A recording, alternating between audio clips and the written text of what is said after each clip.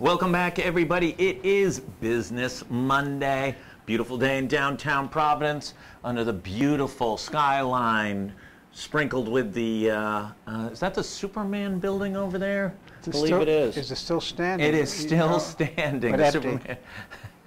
It's been quiet over there the last 4 or 5 years.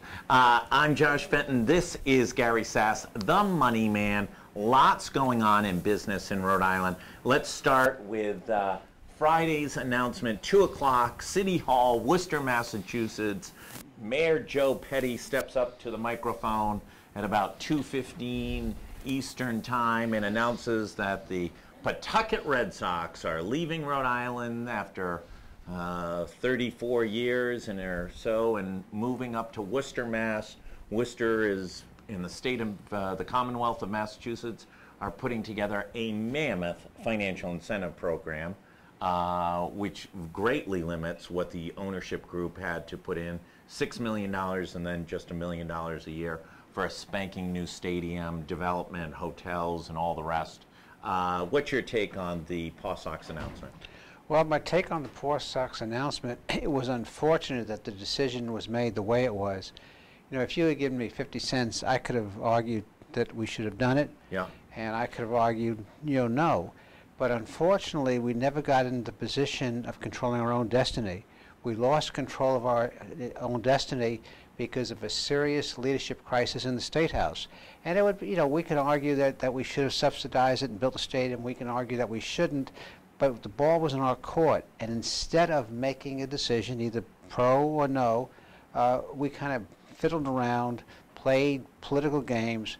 Had a governor who was not a champion for the project as much as she complains that she was. She wasn't out there using the bully pulpit. The two people that look good from this are the mayor of Pawtucket, who was clearly worked hard, and I think also the Senate did a good job. I think Senator Conley, this committee did a good job, had good transparent hearings, came to a conclusion, which most of the people in Rhode Island may have disagreed with, but certainly they did their due diligence. The speaker, instead of having the chops to say, I don't want to do this, comes out with this idea, which was, DOA from the night it was announced. The governor's saying she wants this project, but you can't find her. And she's become a very different governor than she was when she fought for pension reform. Right now, before a decision is made, we spit on the finger, put the finger in the air, find out which way the wind is blowing. And we got to a position where we just lost the initiative on this project. And I can't believe for 30 seconds that we did not have the initiative to make the decision to control our own destiny, and we lost our destiny.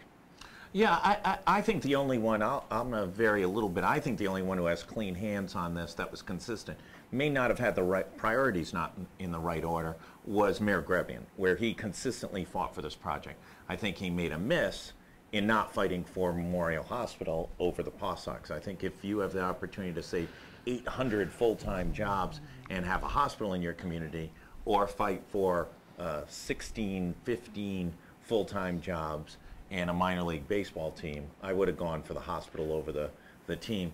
The Senate could have, but if you remember that first hearing, I think they did themselves a lot of damage. That first night, they had 4 hours of cooked numbers, cooked speakers, and the first person was, I think, Pat Ford, got to speak at about 10:30 at night. Oh, I think that soured. It was one of those steps along the way that soured public perception about this entire process. It was certainly, added to that perception, but I do give the Senate credit for recovering. Yeah, they did. They did recover. The fundamental issue, though, isn't it that Raimondo, Mattiello, and Ruggiero, despite being Democrats, just can't seem to function together to advance the state. The last 2 legislative sessions, we saw the repeal of the car tax and almost no new initiatives in the last 2 years. But it's interesting that the repeal of the car tax, the credit belongs to the speaker. Right. But now success is everyone's child, and often is no one's child. So now you look at the campaign literature, the governor's campaign literature, the campaign literature of people who fought Mattiello on the car tax, and they think it's the greatest thing since Swiss bread. But where there was a breakdown in leadership and in confidence was seen in the fact that a majority of the people in your poll and other polls, all reputable polls, opposed the subsidization by 55, 60%. And you don't govern just by polls, but there was no effort made by the governor, no effort made by the proponents in the State House to use a bully pulpit and educate the people as to why they thought this was a good project. That's really dereliction of duty. So you're hit by a perfect storm. On one hand, the people have lost confidence in the elected leadership to make a decision. They don't like the project. They remember the promises made on 38 studios and investigation that never happened. So trust is gone. On the other hand, the owners came here, and they made some errors too. Some bad ones. We could talk about that. But they came here with the full intent of getting the best deal they could to build a stadium here. You will never convince me that they wanted to, when they initially started this conversation, wanted to leave Pawtucket. And they soured. They lost trust. They lost trust in the governor. They lost trust in the legislature, leadership. They didn't feel they had a reliable partner to deal with. And I will tell you, you know, money certainly is a factor. My grandfather used to say, if they say it's money, it's philosophy, not money, ideology, not money, it's money. In this case, it wasn't completely money. I think the way these people negotiated with was what they weren't used to. I think they came to the conclusion that some people in the state were not negotiating in good faith, and at the end of the day, they were lucked into a very good deal in Worcester, but that wasn't the only driver. They lost confidence in their partners. So Larry Lucchino is a voracious negotiator, and if you go back to his involvement with the Washington Redskins, Baltimore's new stadium, San Diego, and then attempts in Boston, he is a negotiating animal, and I think he didn't like that he couldn't control the situation. I think that the ownership made numerous errors, first with Skeffington and the Providence deal, and then almost no different in Pawtucket. Larry Lucchino got some direction from both legislative leaders, as well as the governor's office, as well as others, to relax, let Providence settle down, and to wait till after the election and take some of the political pressure off, to make the process an easier one. He refused to listen to that timeline, and I think that was part of the problem. Second of all, these guys didn't love baseball. It was a business transaction. The longer it went, members of that ownership group wanted to get out of it as quick as possible, wanted to get their money back. This was not Ben Mondor and Lou Schweckheimer and Mike Tamburro, who were at every game, greeting the fans every night. It was, for those three, Tamburro, Mondor, and Schweckheimer, it was the love of their lives. They could not be happier at any place other than McCoy Stadium, and thus the people understood it, and they were a sympathetic business partner. You wanted to do business with them. We still gave them $20 million a few years ago. Fixed stadium, yeah. But this was a, yeah, you're right. This was kind of a corporate America. This was kind of the old boys club. You know, absolutely. Skeffington talked Got the band back together. Yeah, right? talked to one last shot before we retired to Florida to play golf. He got the group back, you know, together. They all made investments. Which in the eyes of most people in Rhode Island were a significant investment, but it really wasn't a very significant investment. Change off the top of their dressers, $2 million, $3 million each. And they yeah, I think they just didn't like at a certain point just being a political football, and that was that. I think so. Listen, I think there's enough blame to go around. After the announcement, I was texting back and forth with John Della Volpe, the pollster who in October really unveiled the lack of public support for the project, and we were having the conversation about the first night's polling, and the numbers started to come in, and the first night was landlines, mostly older Rhode Islanders, and they were just overwhelmingly opposed to publicly support this project. And maybe the good side of this as a lesson to everybody is maybe you needed a little more inclusion in the process. What you needed in the process was a champion inside of state government, because state government was a partner in this, and you needed a communication plan. You needed the governor using bully pulpit. You needed, at least outwardly, the leadership of the state speaking with one voice, and none of that happened. And it's really a stark contrast. And when the governor was treasurer, she did all those things to secure pension reform. Now, I think pension reform was a more important public policy purpose, but this was a very highly visible public policy issue.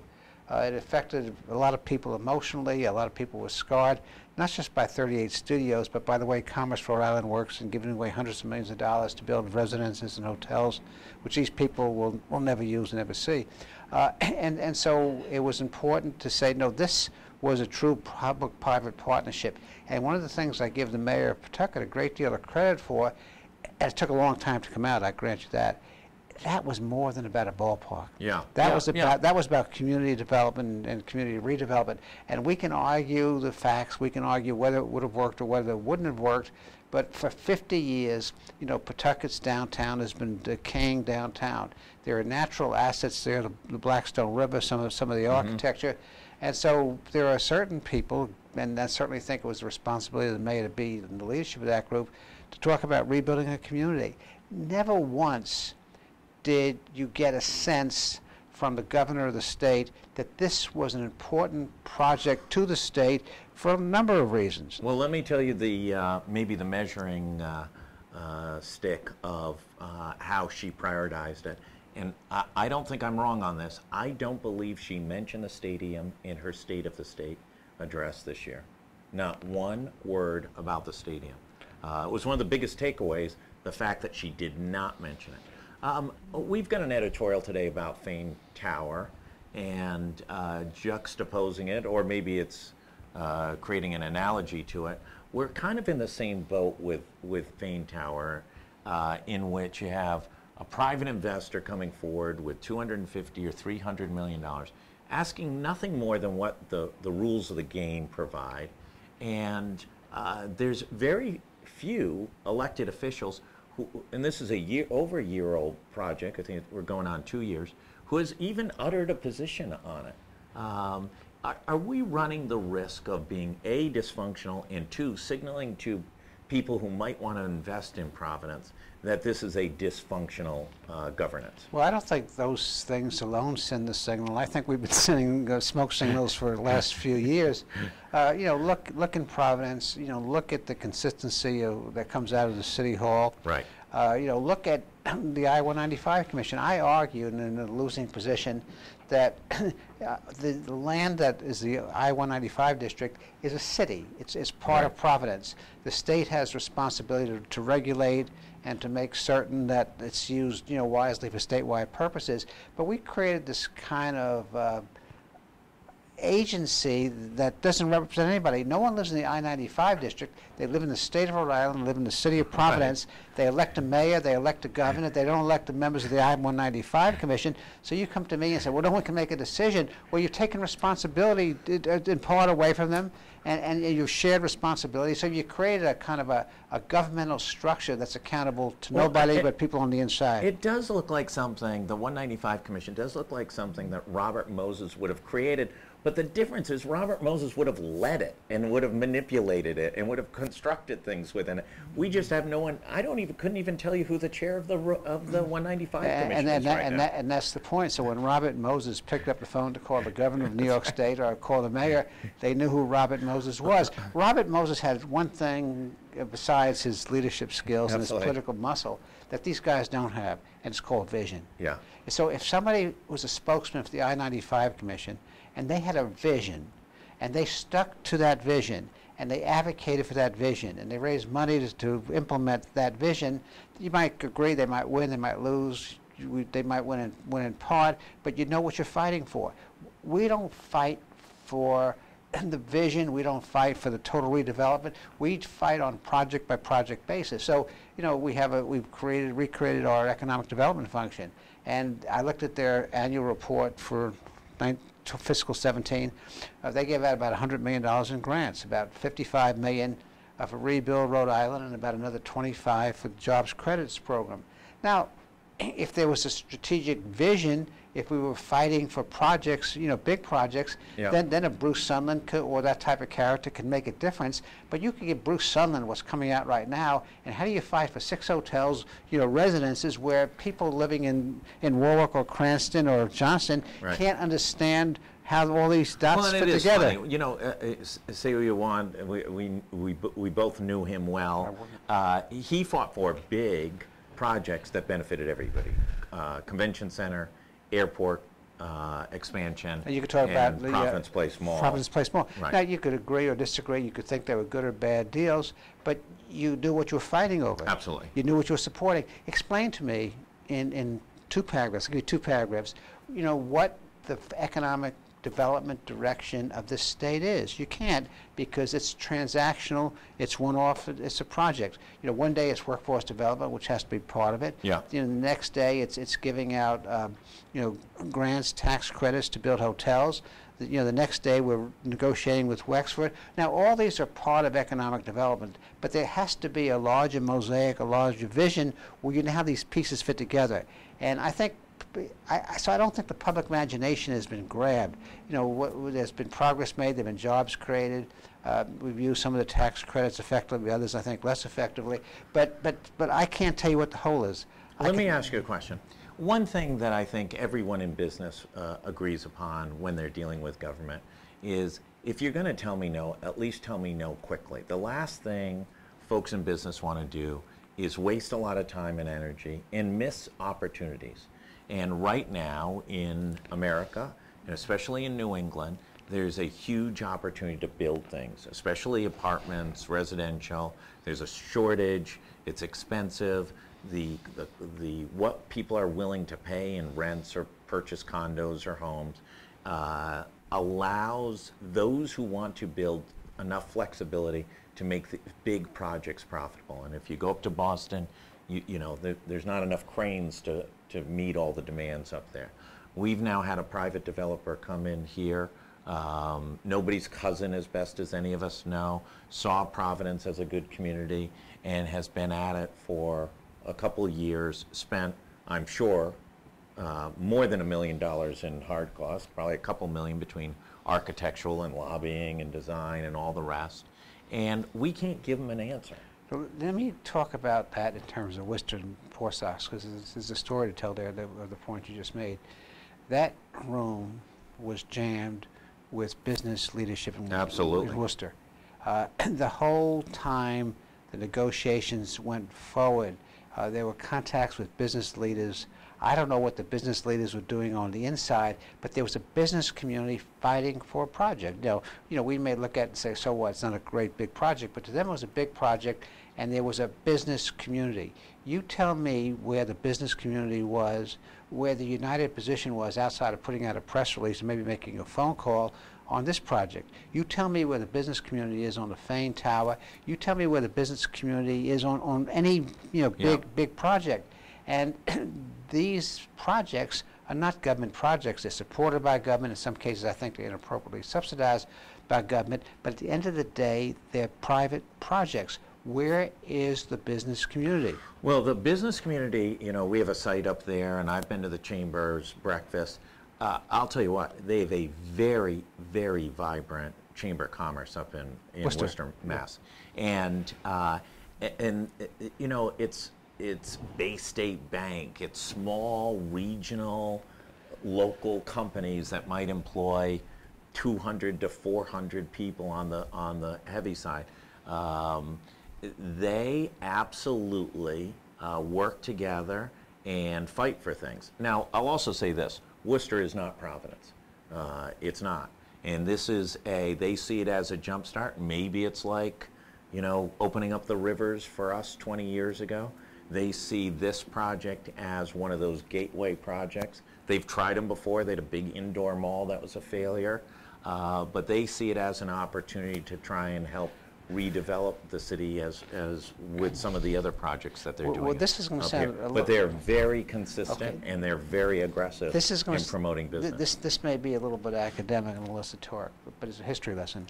So 40 years ago, 30 years ago, the owners of major enterprises, whether it was Fleet Bank, whether it was Brown and Sharp, whether it was jewelry companies, their whole were very active members of the Chamber of Commerce. Absolutely. And other business organizations. When I went to RIPEC, my board of directors was it was a who's who. It was a very powerful board. Okay, it was nobody's fault. The economy changed. Companies merged.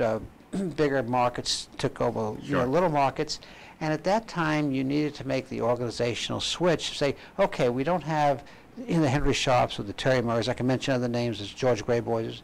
Here anymore to be the leaders of these business organizations. But there are organizations, businesses in the state, which are not international businesses. They're not big national businesses, but they're important businesses to Rhode Island. And so I know there's been an effort to reach out to those people. The effort hasn't always been successful in bringing them into the leadership, giving them a stake. Part of it is how the State House works, and that doesn't exist in Worcester. So, get off your high horse. Right. Providence in Rhode Island doesn't have the same business leadership it had 30 years ago, and that's just a fact of the international global economy changing. But there are businesses here. They're prosperous businesses here. They're intelligent people, running these businesses, and they're not effectively, being organized. It's too easy for them to fall into the hip pocket of a politician. It's too easy to go along, to get along. What issue has business fought upon in the last 3 or 4 years? They were concerned about paid family leave, which I think was a mistake. I think conservatives had to support strong families. Yeah. But what? Well, that was probably the strongest activism that they've had in the past few years, and they lost. They compromised. But I don't disagree with you. But they made it less bad from their point of view. Yeah. But where are they standing up for education? Where are they standing up for issues on economic development? Where were they how many phone calls were made to the speaker and saying, we want this we don't lose Pawsox. Now go get us the best deal you can. Mm-hmm. I don't know. I'm sure many of those phone calls were made. I just don't know. But there wasn't that public. Is one of the problems, though, if you really look at, let's say, our top 10 employers, non-governmental, most of them are nonprofit. It's Lifespan, it's Care New England, which is being acquired now by a Boston concern, it's Brown University, it's state agencies. It's eds and meds. It's eds and meds, and then you go to the next tier. It's CVS. Okay, they've got it's Twin River. These aren't banks and gas companies with local ownership. No, and they're dependent upon the government. So if you're an ed and med business, you're regulated heavily. If you're Twin River, you're regulated. If you're National Grid, which is now owned by a British concern. Monopolies, utilities, other heavily regulated businesses are in a difficult position. But I still look around the state and I see, a number of small and medium-sized, companies, not as many as we'd like, but the object is to build the onion out, who have CEOs, who have local ownership. And those are the people that you need to get involved. One of the problems you have both in government and in business today is people stepping up, not only run for office on the government side, but stepping up and taking responsibility for some of these organizations. It's easy for me to criticize. It's much harder to implement and address some of those kinds of questions. What do we see in the political sphere? Are there winners and losers out of this? I mean, does this shift the gubernatorial race? Is this Matt Brown's big opening to talk about failure of leadership? No. Let me tell you why I don't think it switches anything. Because the people who are on the outside were some of the biggest critics of using public subsidies. Right. Okay, so now almost universally. Right. So now they're going to stand up and complain. Oh, they left here, and they're not going to get a public subsidy. Right. We were going to offer them even less. Right. Yeah. So I don't know if that's it's a laughable position. Right. The real issue they should talk about, but they have to lead by example, is leadership. The one word that is not frequently used in the debate for governor and debate for certain legislative seats in statewide office is I am a better leader because this is how I'm going to lead. And I would give 50 cents to have a debate just on leadership, to have the candidates come and not debate each other, give them each 15 minutes separately to discuss how they're going to lead. And, you know, if you think there's a problem with the speaker having too much strength, if you think executive is that doesn't have the powers it needs to govern effectively, say so and say what you're going to do about it. You know, say how you're going to use the bully pulpit. You know, there's a lot of leadership issues you can talk about. Leadership is very simple to this extent. You've got to focus. Remember, I've used this comment here before. A governor or a state leader can do anything, but they can't do everything. Right. And so you look around what's happening now. One day it's workforce. You know, next day it's paid family leave. Next day it's preschool. Next day it's an economic development program. Well, you can't do them all well. You know, so focus. Use the bully pulpit, you know, effectively. You know, show how you're going to govern from the center, because what leader recognizes in the public sector is you don't control your own destiny. You're dependent upon, that's the one place where you're dependent upon others to get things done, and you have to explain how you're going to manage that. So does this create a problem, though, for Nick Mattiello, who is the most powerful elected official in the state of Rhode Island, and could not come up with a solution that did not really actually exasperate? Can Steve Frias, and he hasn't said a lot about the Paw Sox leaving, can he take advantage of this? That's a good question. I don't know, because, you know, Steve Frias's position, and he was very active, very proactive, went to the legislative hearings. His position was very clear. I know personally that he did a lot of personal research and he understood the issue. So he's an opponent. Right. For whatever reason, his position carries the day. Not, you know, so that creates a kind of difficult conundrum. Is it a little bit of a power shift? Let me ask you this question. In 2015, after the new ownership had taken control, literally some of the most influential, powerful business interests with mammoth wealth own this little minor league baseball team. Is there a little bit of a power shift that shows that there's a little more democratization in decision making now? It was folks like the Libertarians, Republicans a little bit. It was the Steve Friases. From an editorial standpoint, we stood alone. We raised a number of concerns about it, thought the owners should pay for their own guys worth $6 to $8 billion. They need money from Pawtucket to build a baseball stadium? Really? Is there a little bit of a power shift, maybe in part as a result of 38 Studios, but also just a shift in where Rhode Island's going to go in the future? If you had ever told me on one side's Skeffington, Terry Murray, you know, Habib Georgi, Tom Ryan, Gina Raimondo, Nick Mattiello, the Providence Journal editorial board, and on the other side is a band of vagabonds, and the vagabonds won. Well, when I was in a position working on tax policy, you know, we wanted to lower the marginal rates, but not as much as they did. Right. And then we won that fight. So I think it was the right kind of public policy, you know, decision.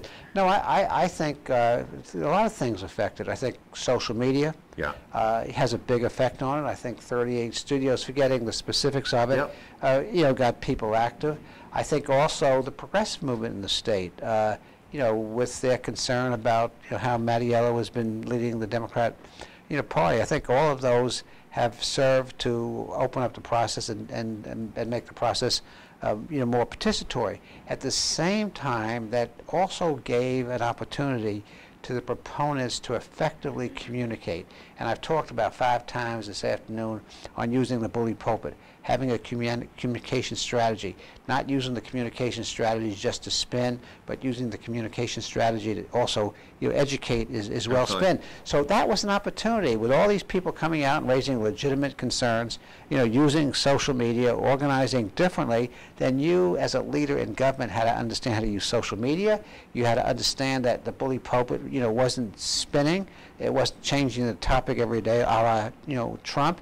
It was to confront. Confront's the wrong word, but it was to engage. That's the word I'm looking for. It was to engage these people and have a better public decision as a result of engaging. Now, that's a high-risk business. You might have lost. You might have lost political capital by doing that.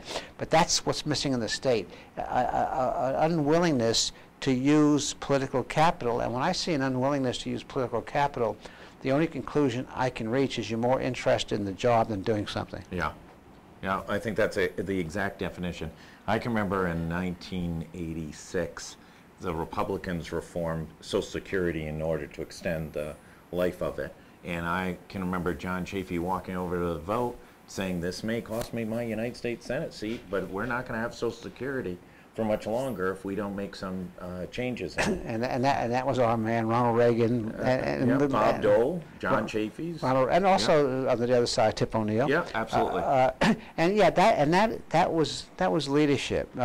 And you know, so we have some of the same problems, you know, in other states and in Congress as well. As I mentioned before, what we've discussed this afternoon is not unique to Rhode Island. There was a Gallup poll that came out this weekend that found 22% that the largest problem people felt this country was facing was leadership. 22% said leadership was a problem. That was more than the economy, and it was more than immigration. And I think that's where Trump wins all the time, right? He fills the vacuum. Whether you like his leadership, dislike his leadership, he is not fearful of leading. It could be one opinion one day and a different opinion the next day. Yeah, but no one wants to push their grandmother over the cliff in a wheelchair. So I don't know where he's leading us, but that's the issue in this state. So it's not an issue of arguing about tax policy. It's not an issue of arguing environmental policy or certain social kind of policies. Right. It's arguing who has the capacity and the intellect to lead and communicate.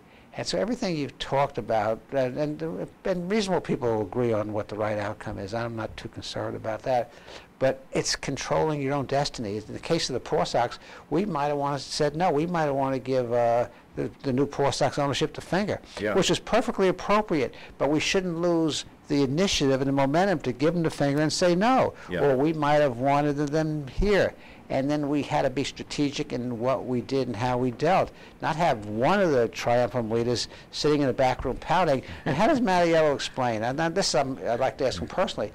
Now, as I remember when Skeffington and some of his buddies who lobby up there came out with the Providence proposal, my memory rather, is that he had a favorable reaction to the Providence proposal. Both Governor Raimondo did and Nick Mattiello did initially. Okay. Now, and then the governor reversed position and you know, some will say the decay of the relationship between Governor Gina Raimondo and Nick Mattiello, the total decay began with when Governor Raimondo reversed and left Nick Mattiello de facto holding the bag on the Providence deal. After he backed her up on the tolls when he had different opinions at first and shot back and forth.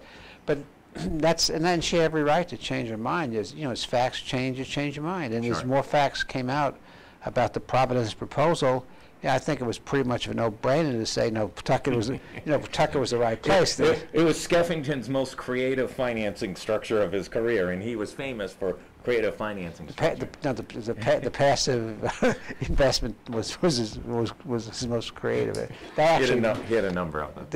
But that's the issue, and I think it needs to be a question of in the next 3 months as we go towards the governor's race of people sitting back and developing some impression of who can lead effectively. Not that they agree on every issue, because issues are going to change and issues have to be compromised. And as I said before, you have to govern from the center because you don't control your own destiny. No one in the legislature, no one in the executive branch, can just wave a magic wand and control every decision. So you're dependent upon other people. And that requires governing from the center. It requires a certain kind of leadership skill.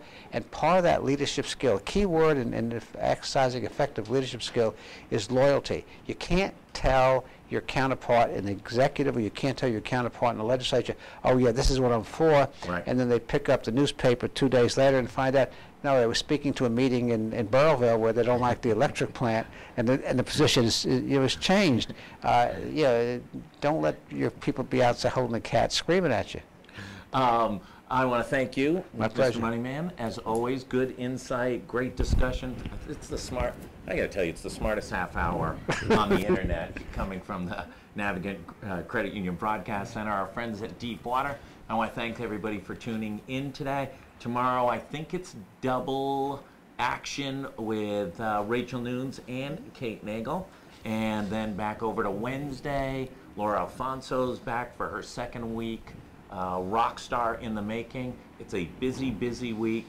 Also tune in. There's a big press conference at 5 o'clock relative to Speaker Mattiello and some concerns about his leadership.